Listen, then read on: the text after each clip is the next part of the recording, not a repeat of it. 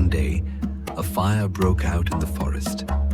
All the animals ran away, but one little green parrot stayed.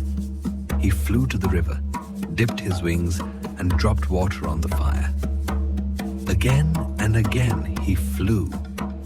Small wings, tiny drops. The gods in the sky laughed. "That won't help," they said.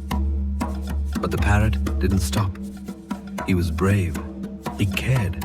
A kind rain god saw this and felt touched. He cried. The rain fell, and the fire went out. The forest was safe. The parrot was a hero. Even the smallest can be brave.